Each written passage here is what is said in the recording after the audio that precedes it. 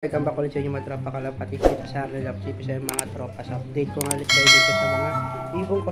Tapos may bago tayo tutong napisa. Unang napalabas ko na ganitong lahi mga tropa. So ito papakita ko sa inyo mga tropa.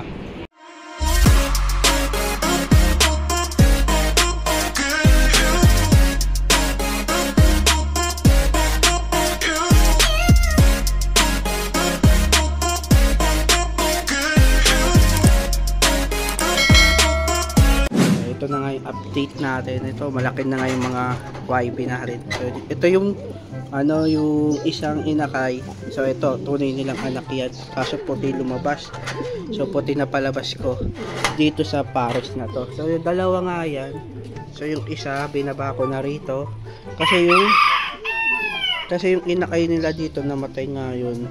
So mahina siya nung napisa. Kaya yung isa dito binaba mga tropa. So ito na nga siya ngayon. Malaki na. Ayan. Sobrang laki ng mga tropa. Ayan, malaki na siya. Sa may kabila ng mga tropa. Ito. Bagong pares to. Ito mga tropa yung nasa kabila. Ayan. Naglulugon siya ngayon. So papalik. Lalagay ko yung sa plier. So ano nga pala ito. Tutol yung paa niya. So lalagay ko yung sa plier. Lalagay ako dyan mamaya na hay. So iwawalay ko na kasi yung mga magulang nun sa mga YB. So ito nga yung mga tropa. So ito wawalay ko na to.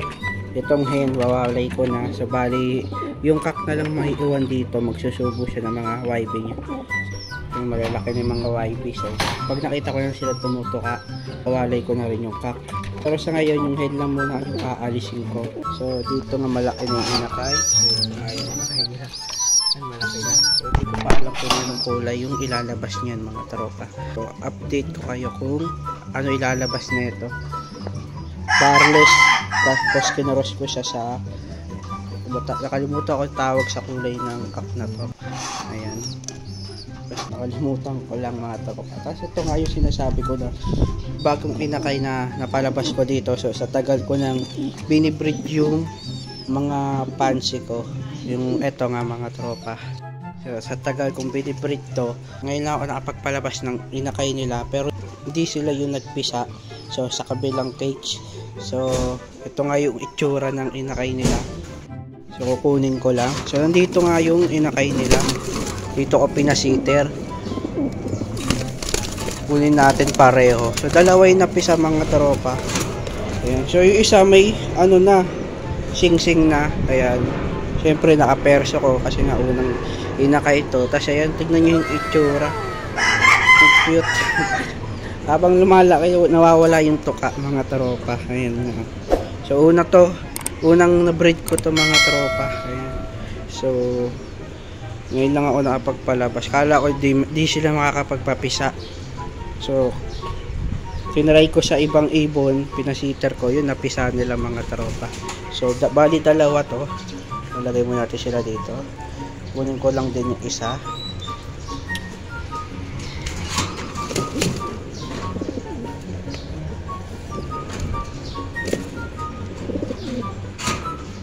Ayan.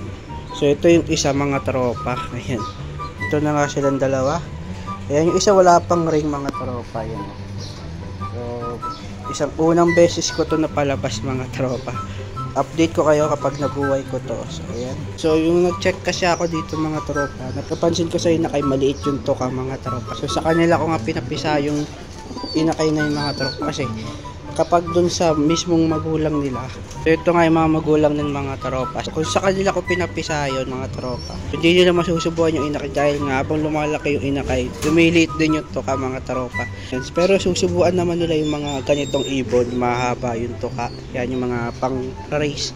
Pero yung mismong anak nila mga tropa, hindi nila kaya masubuan dahil nga habang lumalaki yung inakay mga tropa, lumiliit din yung tuka. Kaya tinaray ko yung itlog nila ipa-sitter ko sa mga racing, sa mga ibang breeder ko. So, yun nga napisa yung inakay. Update ko kayo kung ano ilalabas na kulay ng dalawang inakay na yung mga tropa. Ayan. Tapos ito nga mga tropa yan. No? Nagpalabas din ako kanina. So ito na nga yung mga ibong. Kulang pa nga ako ng isa mga tropa. So kaninang umaga nagpalabas ako. So tanghali na nga. Yung saddle yung wala pa rito mga tropa. Hindi pa siya nakakabalik. So yung inakay nandito na, patay yung isa pang inakay. Yan. Hindi ko alam kung saan nagpunta. Pero batcher na yung mga tropa. Hindi ko lang alam kung saan siya nagpunta. Baka nasa taas pa siya. So mamaya bababa rin yun. So pag nainitan mga tropa. Naglagay kasi ako ng buhangin dito mga tropa sa baba.